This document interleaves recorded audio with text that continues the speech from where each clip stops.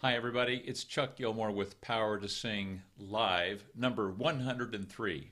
Today we're going to talk about breathing tips for singing. I think you're going to really enjoy this. If you're a singer, I want to say hi to everybody that's waiting in the. This is our pre-show show, so we're going to just verify that everything is running well, and then at the top of the hour, we're going to start the show. It's about 4 more minutes for those of you who are watching the rebroadcast. So, welcome to the show. One more, and we'll hit the 2-year period, right? 104 shows, or 52 weeks times 2. Wow. It's hard to believe. I can't believe it. It doesn't seem like I've been doing this 2 years. Anyway, so, Gigi, hi. Nice to have you here with us today. So the idea behind this breathing tips for singing, is it? Do you need help breathing? I mean, throughout the day, do you have to think, "Gosh, I better take a breath"? We just breathe automatically all day long. I think I read someplace. I think it's even in a previous video. We breathe like more than 20,000 times a day, and so, why do we even have to talk about breathing tips? I mean, breathing tips for being alive. It does strike me rather strange. However, there are some things that we should talk about breathing that will help you. Keith Smith. Hi, Keith. Nice to have you with us today. Thanks for joining us. So, do you struggle with breathing when you sing? Yes or no? Just let me know in the comments below. Do you struggle with singing when you breathe? Yes or no? If you don't, let me know. No, I don't struggle with singing or with breathing when I sing. Or if you do, just give me a yes. And because I get comments and questions about breathing all the time. Sometimes I'm a little bit surprised by the number of questions. So Keith, are you, okay, Keith says he does have some problems with breathing. Keith, are you joining us for the first time today? I'm sorry, but I don't recognize your name as having been with us in the past. At any rate, it's great to have you here. So, it's an interesting thought. Why do we need tips for breathing when we've been breathing for, how many years are you alive? Well, when we're babies, we can breathe without having any tips for breath. So why do we need tips for breathing when we sing? We'll talk more about that.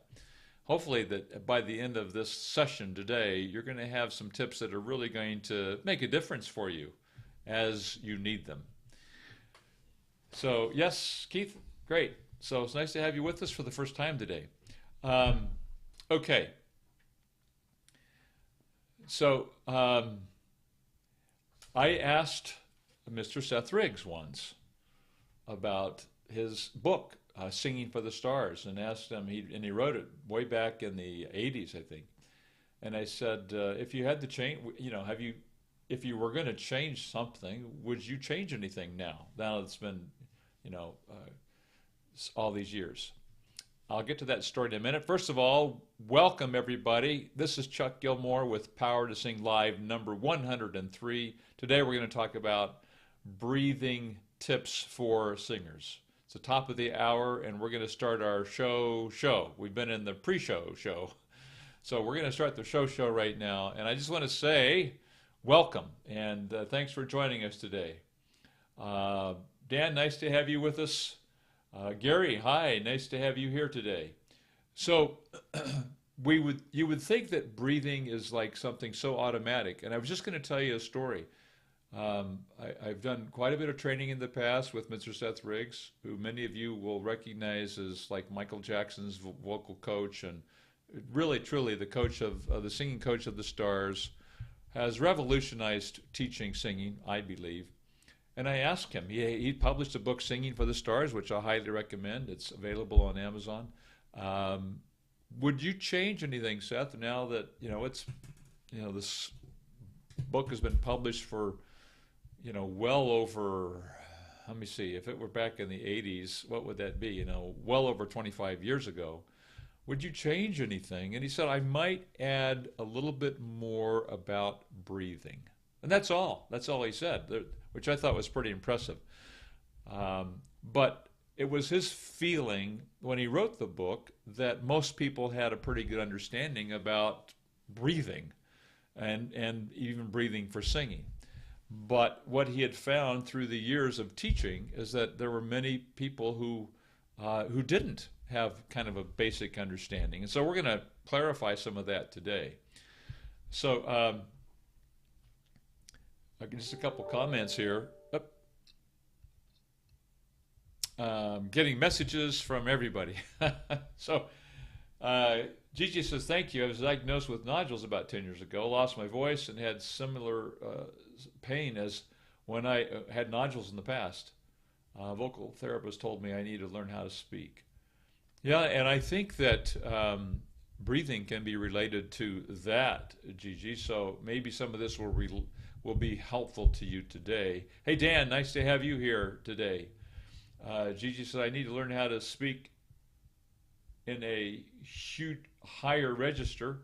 I've noticed difference when I trying to speak in the mask area. Okay, great. Dan says, I don't think we don't think about breathing too much when talking, but singing does indeed require a bit more energy. Longer notes, longer phrases. That's really true, isn't it? We don't, when we're speaking, hold out our words while we're talking or changing pitch. It's different. We don't change pitch. We don't hold words out while we're speaking, but we do those things. We do those things, and we don't do a lot of dynamic variations. Not a lot of loudness and softness, just in common everyday conversation, regular, person-to-person conversation on the street or in the office and so forth. Now, maybe when you're yelling to tell the kids to come home for dinner, or don't run out in the street, or whatever it is, we change our volume and intensity periodically when we speak. But we do it a lot, frequently, when we sing. And so that does make a difference in how we breathe. So Dan says, that said, overbreathing is the cause of a lot of my problems due to too much emphasis on breathing. Thank you, Dan. I agree 100%. And so again, I'll go back to Mr. Riggs. In his book, Singing for the Stars, it's his belief that good breathing or proper breathing is a result of proper technique and not the other way around, that proper technique is driven by or dependent on like this perfect breathing pattern. And again, I'll quote him. He has said, I've seen plenty of great breathers who were, not such great singers, and I've had some great singers who weren't very good breathers. So I don't personally believe that that a technique that enthrones breathing as the end all, be all, do all, deliver all, as for the singing voice.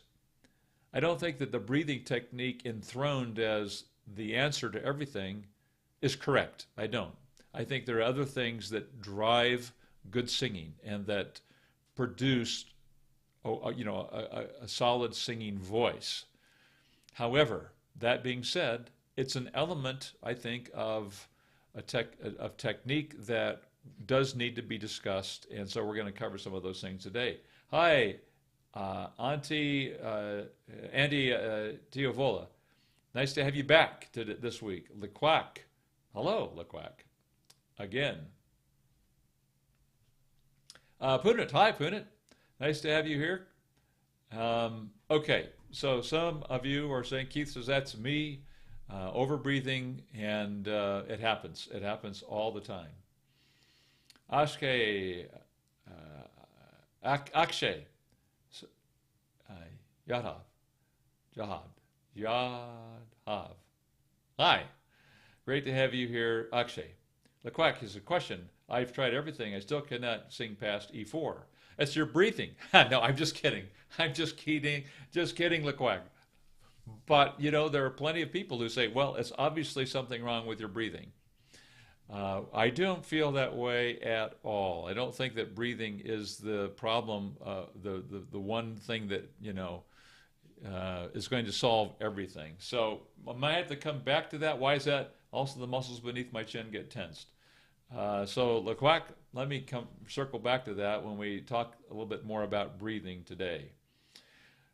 So, Inc. has a lot of coaches say when you fix your breathing, everything else will fix. But that's not the case because it didn't make you automatically adjust your vowels and keep the larynx down. Good point, Inc. Dan Layla says thinking about breathing when singing is like thinking about how to place each of your feet on the ground as you walk. Yeah, that's a great point. Focusing on that too much will cause you to trip. Same with singing. In my opinion, I agree. Dan, I think I think you're right on that. Okay, so let me suggest a couple things here. If you stop and think about it, we breathe in our sleep. Why do we have to talk about breathing when we're awake? Or why do we need to talk about breathing when we sing? I've kind of covered that briefly, but we don't necessarily sing like we talk in terms of holding notes out or holding our words out, or changing pitch or changing the dynamic, the loudness and softness of our voices like we do in singing. So that is going to affect our usage of air. And that's going to affect perhaps our breathing. So what are some of the common complaints that people have about breathing? Maybe you guys can add one or two, but I would say I hear running out of air maybe more often than anything else. I just seem to run out of air. Another one is so people blame these things on their breathing. I don't have a good tone. I need help with my breathing. Or I have general tone problems. I have tone problems generally, so it must be related to my breath. Or it's too tight or too squeezed. I know it must be something with my breathing. So many things are blamed on breathing, and as a result, then breathing's enthroned. If I just learn how to breathe, then I'm going to be this great singer. That's the relationship that I think is an error. I think there are a lot of things that are not breathing problems that are blamed on breathing. So let's talk about a couple of these. Let's address. I think in the process of addressing this whole topic of breathing, some of these others are going to kind of fall by the wayside. So Akshay says,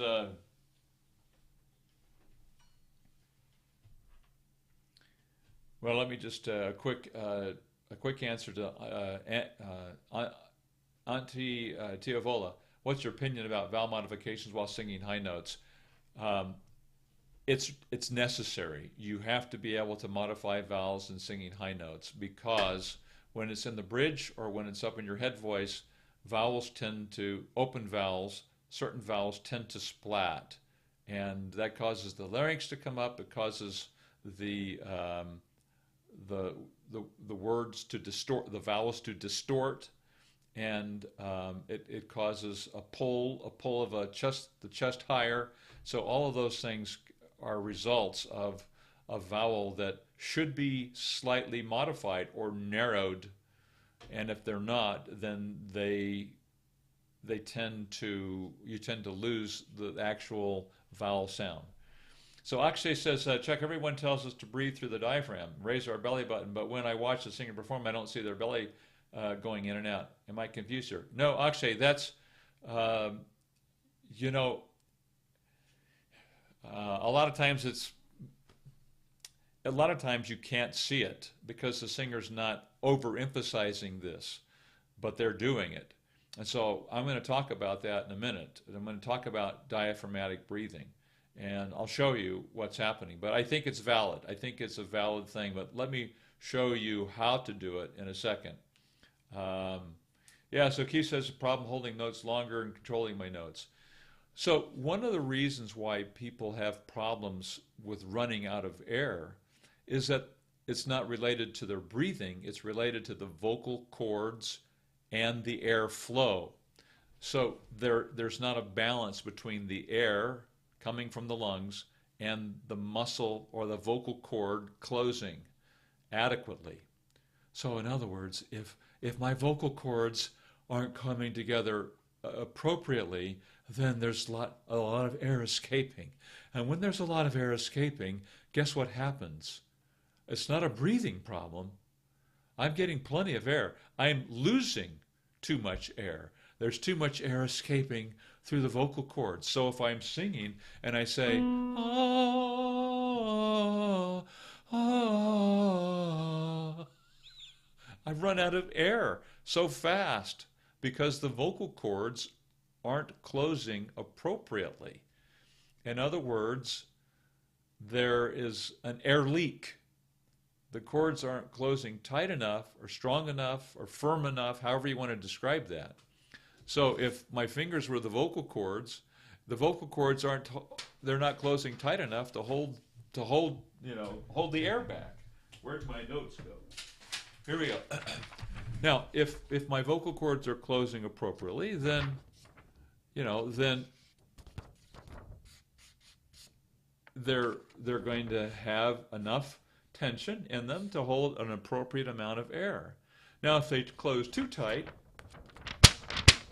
I can't, the air can't get through, and so then you've got an opposite problem. You can't get enough air because the air won't come through the vocal cords, and everything tightens up. Usually, that's the problem. Everything gets tight and squeezed and too loud and so forth. So the solution to that is finding a balance between the air and the muscle. We want the air and the muscle, the vocal cord, to play nice. So if you think about a teeter-totter, we don't want too much air and we don't want too much muscle. We want about the same. So there's a balance of air and muscle. And so that sounds like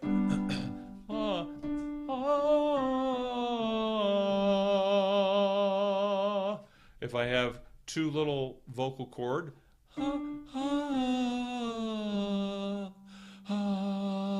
cords aren't closed, holding back enough of that air, and so I've got an air leak. There's too much air escaping.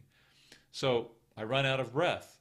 So people say, well, I have a breathing problem. No, the problem is the vocal cords aren't closing adequately. They're not adducting. They're not coming to the midline. They're not coming together appropriately to hold back just the right amount of air. We don't want it too tight. We don't want it too loose. We want it just right. Some people call that the Goldilocks principle. Just right. So just the right amount of vocal cord compression and just the right amount of air coming through the cords. And that eliminates many, many of the problems of breathing. So just balancing the voice, balancing that air and muscle, and that's done through various different exercises.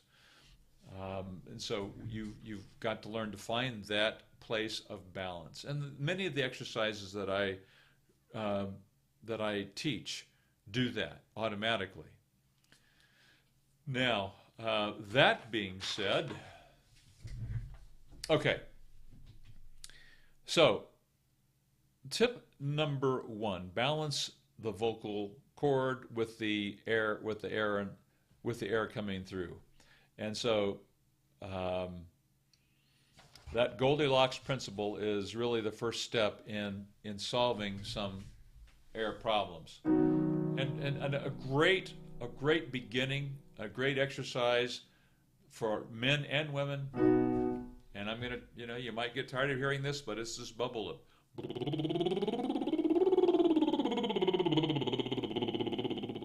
The larynx is balanced because it's staying where you speak. There's no tension or tightness in this.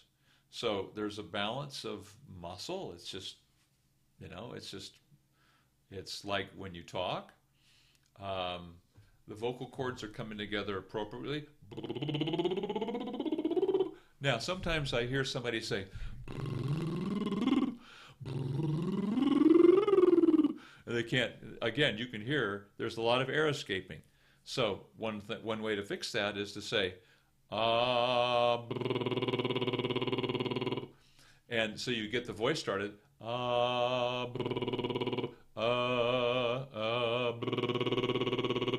so probably the best word to say is UH.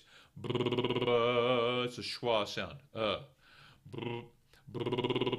And if you do it and it sounds like, there's not enough voice. So there's not resistance to the air, and so the air just comes out too fast. And therefore, it becomes a breathing problem because you run out of air. So if that's the case, or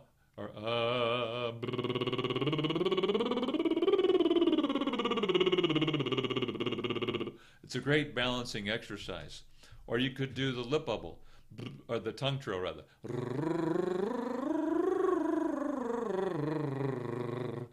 If you're not balanced, there's too much tension in the muscle of the face or in the voice, in the the larynx. If you're not balanced, then this usually won't work well. Too tight.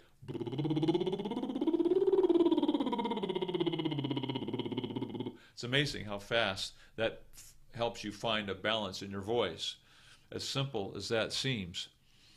So that's a great balancing exercise. So point number 2, posture. All right, so if I'm singing, and let me back up a little bit here. So if I'm singing, but I'm standing like this, so what's happened now? My lungs are collapsed. My shoulders are slouching, and so my rib cage is closed in, right? So we want to stand up, shoulders, right below your ears. Okay? Let me just move this camera up a little bit here, and I'll have to remind me to move it back down. But okay, so we want to stand comfortably. We don't want to be. It's not like we're at attention. We just want to stand comfortably, shoulders back. So when the shoulders are back, hope you can hear me. The rib cage is expanded. And with the rib cage expanded, now it can fill up with air, right? Because if we're like this, now everything's collapsed and you can't get as much air. So the posture should be shoulders back, pretty much right below your ears. Feet about shoulder width apart. And you don't want to be in a sway back situation. I can't really stand that way myself. So you want to kind of rotate your hips like this, so the weight is distributed down through your knees into the floor. Everything's nice and relaxed. Again, feet are about shoulder width apart, and your chest back. Now, we'll get to the diaphragm in a minute, but this is singing posture. This will go a long way. This will go a long way in solving breathing problems, okay? This makes a huge difference. It sets you up for success in singing. Posture. So tip number 3, the diaphragm. So let's talk about that for a second. The diaphragm is an umbrella-shaped muscle that's up underneath the rib cage. So for me, that muscle is up under here, right? So when I breathe, this diaphragm flattens out, and so it actually creates more space in here, which causes there to be a vacuum. So it creates a vacuum. When this comes down, it creates a vacuum and pulls air in. So it works like this, you guys. So I get my posture. Now, if I just relax this, this comes out. Now notice my chest is not moving.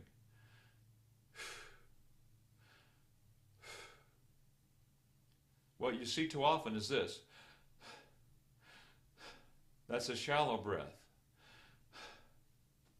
This relaxes. So when this comes out, air comes in. It's like this is a bellows. If this were a bellows, you know, a bellows where you pump the fire, you know, blow air on the fire. It's like I'm a bellows. This comes out, air goes in. So I would say, so tummy out, air in. Oh, oh, oh,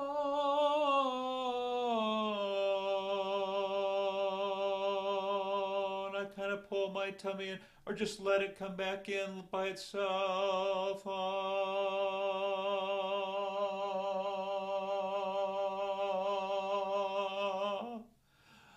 And then I let this drop again. I don't even have to like take a breath. I just relax this and air goes back into my lungs. Again, it's the diaphragm that's coming down and it pushes the tummy out. It's got to make room for it, so the tummy has to come out. So the contents of the abdominal cavity is displaced anteriorly, right? So everything comes out this way, so that, and then air is sucked in or will be pulled in, or it's vacuum. The vacuum created, air refills that vacuum, and now I've got air to use.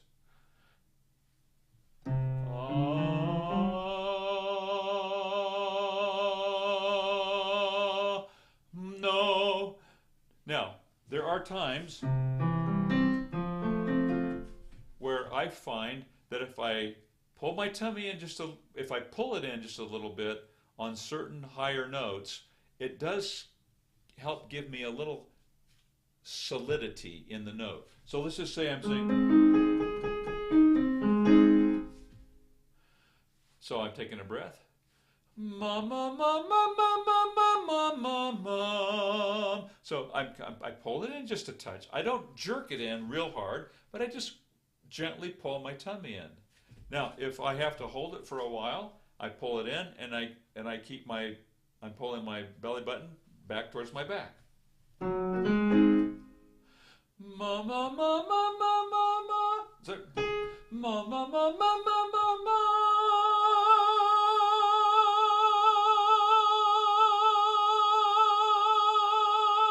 Ma ma ma. So I can get a lot of air there with just that, and I can reload it really fast. Watch. And so there was a comment made that someone was watching. I can't remember who it was. Akshay maybe, Akshay perhaps, or someone here was saying I was watching and I couldn't see him do it. It's probably because it happens really fast. So it's just it's a little sneak. Watch. So I can reload, you know, but if my shirt's a little loose, you can't see it, you know. So depending on the clothes that are being worn and so forth, you may not be able to see that happening with, you know, with the singer on stage. Okay. So let me take a couple comments here. Now, just that much, you guys. Just kind of that simple is really about, in my opinion, I mean, as a teacher, and I'm not against other teachers, I'm against problems. That's what we're all working to solve. That's what I am working for, is solving the problem singers have. And so in my experience, if I get the voice balanced, so there's an equal amount of air and muscle, which is through the exercises, and I get that diaphragmatic breath going, not the high chest. We got to get rid of this. You see, so the breathing is done here, not up here. It's not this. It's just here. Tummy out, air in, and then the tummy just goes back in as you use that air, and then you let the tummy relax. The diaphragm drops, pulls the air in, reload, and keep going. Now, that being said, that's a great way to breathe when you're speaking. We don't tend to do that a lot, especially in person-to-person conversations, or even on the phone, or we tend to kind of start breathing shallow from the chest, and we're kind of like, and our posture's bad, and we're just now we're just kind of like So someone said they're not really engaging their voice. So the low breath and the speaking, by using by allowing the diaphragm to help in a way that the diaphragm's coming in as you're speaking, and then when you reload the air, the tummy comes out, air goes in, and you just keep on speaking, and you allow that to airflow as your diaphragm, as your tummy comes back in. You allow the airflow to energize your voice, and you project a little bit. Then it's perfect for public speaking. It's good for teachers who have a classroom they have to speak over. Now, children, let's settle. Please quiet down. You take your low breath, you pull your tummy in, and you project that way. Or you're on stage and you have to speak. Whether you're in, like say you're in theater, even if you're wearing a mic, you want to do it this way, because if the person isn't projecting, the microphone doesn't help anyway. So you project even when you're wearing a microphone, and then the audio, the tech guys and gals, they can adjust. If you're too loud, they'll pull it back a little bit or whatever. So it works for theater, for musical theater. It works for public speaking. It helps you with speaking. It may help you with your job if you're speaking all the time. Maybe you're on the phone. Maybe you're working with other people constantly. And so it just takes, sometimes in the speaking, it takes me, I have to be more conscious of it than when I sing. I'm pretty much habitual when I sing. All right. So let me see what comments we have or questions about breathing. Okay, so it was Akshay that said, I don't see their belly coming in and out. Akshay, they may not be doing that. They may not be breathing right. Not everybody breathes right. Or they may be taking small breaths. Or their clothing may be hiding that, that motion. Any number of things. So Keith said, problem holding notes longer and controlling my notes. Let me give everybody a little bit of let me give you a visual that helps me. I'm not, this is not speech level singing. This isn't anything I learned from, this is something I made up, which is why it's kind of hokey. But it works for me. I imagine I'm riding down the highway behind a semi-truck, and there's a semi-truck is right in front of me, the big, tall trucks.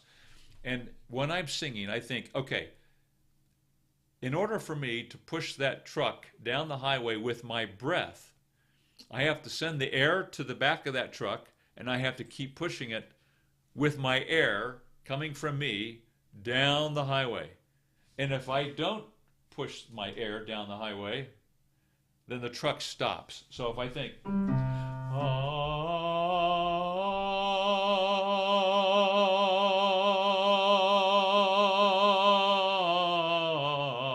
so I think about that airflow being on the back. If this is the truck,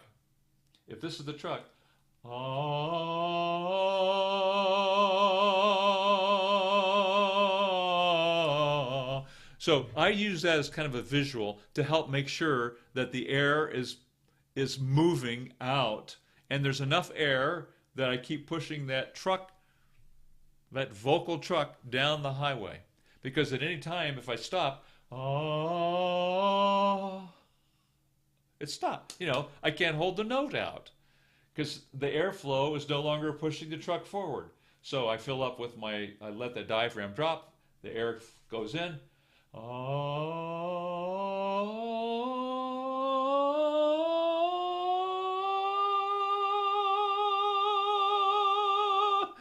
I got to keep that airflow moving behind that truck. Otherwise, see, if there's no air flowing through the vocal cords, the sound stops. No air, no sound. Or it starts the vocal cords stop because there's not enough air going through to help them do their rotations through through the cycle of that they're going through to create these sound waves. Just a way that I use in my own head to help me keep that sound moving out. After a while, it becomes a habit. You don't have to think about the truck, but at first it helps.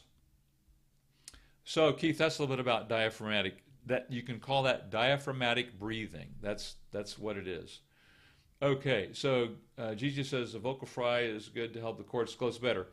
So Gigi, that's certainly one way, but you know we don't sing though. We don't sing like that. So if these are the vocal cords, I might say but I'd say it's like it's different.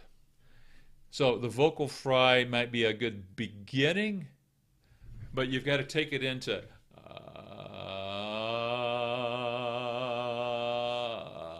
but what if you said what if you let go when you started doing the normal adduction and so forth? Then that may not be enough.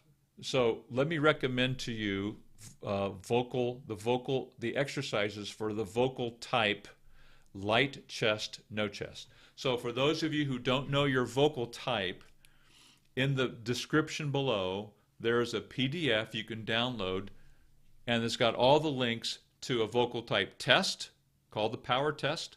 It's got a link to light chest, no chest, to flip falsetto, to pull chest, high larynx, and to mix. 4 vocal types. Find out which one you are, and then there are free exercises that you can download. There's links to videos that explain it. There's links to videos where I demonstrate vocal exercises for you. And so in this case, Gigi, I would say more than the vocal fry, if the vocal cords are not coming together adequately, then it's likely that you're light chest, no chest. And or if that's not it, take the vocal test, get your vocal type. So again, in the description below, find out your vocal type, get the exercises, and you know what that's going to do? It's going to help you balance your voice. It's going to help you balance the voice as you go through the bridge of your voice. So it's going to help you in a number of different ways. So the result's going to be improved breathing, because you're going to get a more balance of air and the vocal cord. Okay, so Ashe says, I also started to breathe from belly while singing a song, and every time I take a strong belly breath, my head hurts. Don't do it so hard. See what happens. I want to have a strong voice around the room. Okay, I think this will help you, Mohammed. But nice to have you here, by the way, Mohammed. Excuse me. So we talked about posture. So Akshay clarifies, says, my head hurts like I'm fainting. Sorry, this might seem a little silly. Yeah. So if we do too much, if you get too much oxygen, you can get lightheaded. So with practice, I think you'll find a balance of that so that you don't get too much oxygen. Mado, hey, nice to have you here. Actually, by the way, posture. A lot of pop singers sing live and dance, and their bodies are not always in the right posture, but they still can sing so well. Yeah, so I think once you get the posture down and once you get breathing down, then you make the adjustments. You make the adjustments with dance. One of the most challenging things is to be in a musical theater show, and then you're on the ensemble and you're dancing like crazy, and then you have to dance and sing at the same time, or sing after you've just danced this, incredibly exhausting dance, and you've got to get that oxygen. So what you're going to find out though is if you're breathing using the diaphragm, it's going to help you in if you're kneeling on stage, you're laying down on the floor on stage, whatever you're doing on stage, it's going to make a difference. It's going to enable you to have a more efficient breathing. Excuse me. Now,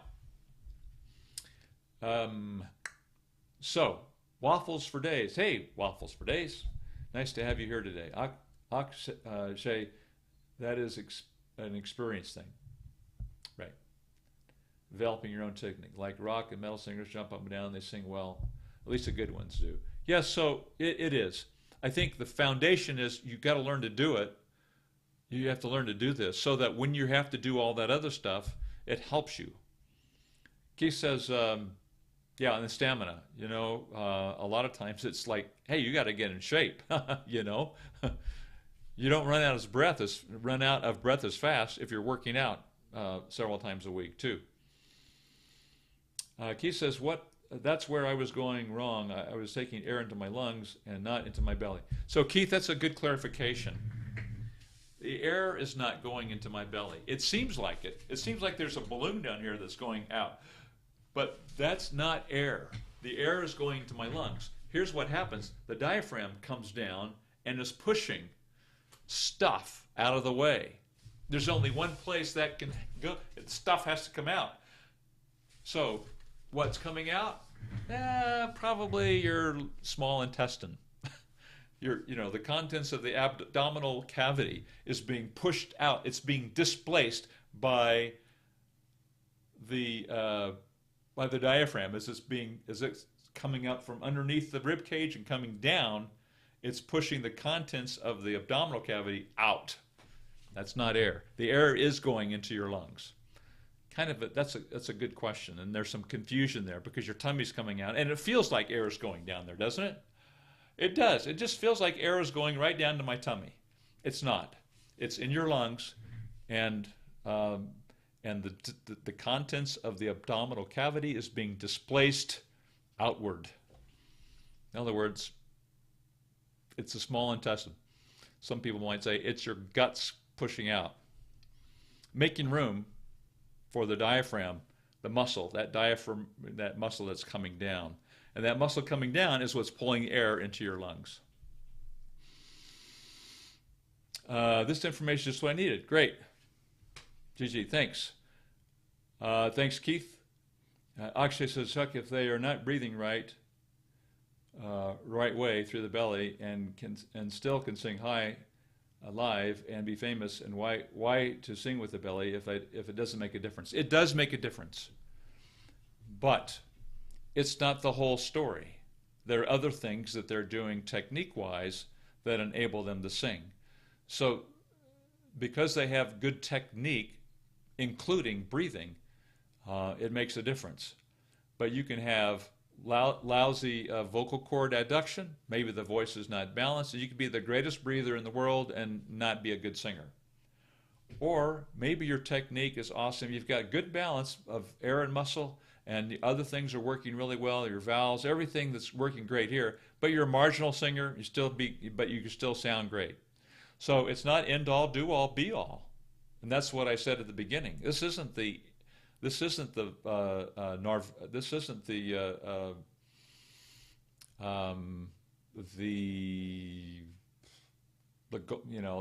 gold at the end of the rainbow kind of thing.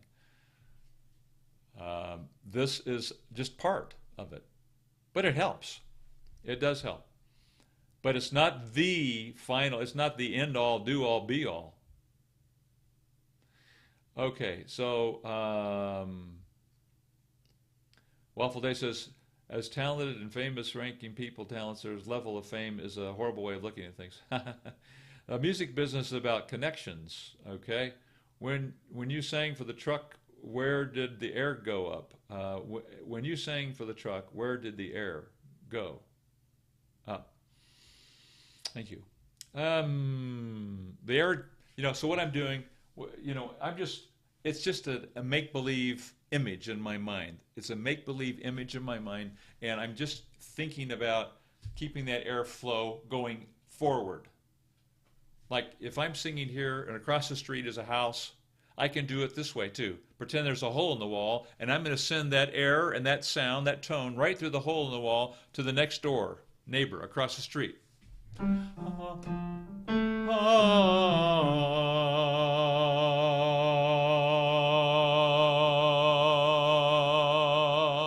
Now, if I tend to run out, or I tend to not being able to keep that air flowing, you might have to add that.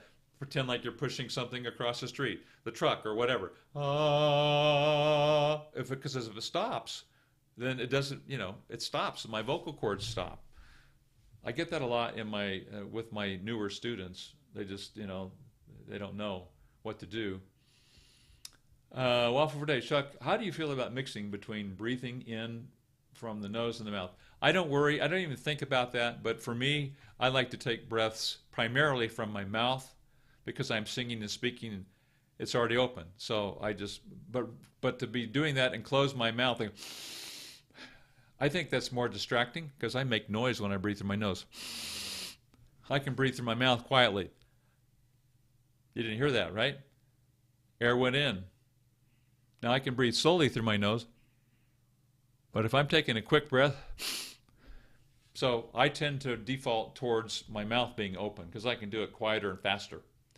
Chuck, Akshay says, I have heard that breathing from the belly involves the lower ribs. Don't worry about ribs, back muscles going out. Way too much, way too complex. Just think posture.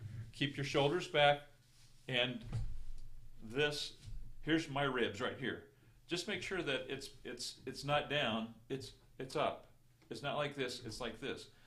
Lead with your ribs. Just think about leading with this. Ladies and gentlemen, lead with this. So where you're standing, just make sure that this is up. If it's down, then you're collapsed. Okay? So it's just a matter of pulling this up just a little bit so that this is leading forward. You see those ribs right there? You can't see them. Right here. So if it's up, good. If it's down like this, no. So just good posture, right? Slightly right, slightly rocked in. We don't want to sway back. Just slightly rocked in hips and lead with this. And that will actually makes breathing from using that diaphragm, allowing that to drop even easier. Okay, I've heard that breathing from the belly involves a little, yeah. So Akshay, don't worry about that. Everything I've shown you today is all you really need as far as getting that the diaphragm to work. I've had people, I've tried to do it myself. I mean, I end up introducing so much tension in my body that I think the difference, the marginal improvement is like about this much. So I wouldn't concern myself with that. So will you do a stream on voice flexibility? Voice flexibility. So, Jorge, would you explain what you mean by voice flexibility? I'm not sure what you mean. Okay, so that's really about it for me, you guys. We've been going, oh my gosh, we've been going 45 minutes, 50 minutes counting the pre-show show. So thanks for all your great questions. I hope this has been helpful. Jorge, if you don't have time to answer right now, I think you can still put a comment in to, you can still make a comment on this video and let me know what you mean by voice flexibility. That would help me understand. This is a much simpler explanation. Great. Okay, you guys, thank you very much. Great questions today. The breathing is a pretty simple approach here. Let me see. Meadow says he means how to make our voice smooth. Really? Is that what flexibility means to you, Jorge? Just meaning smooth? I'm not sure that's it.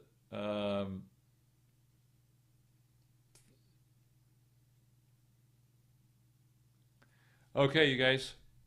Thank you. Well, Gigi, thank you. Yeah, press the like button. Give me a thumbs up. Okay. Thanks. And remember, you can sing higher with beauty, confidence, and power.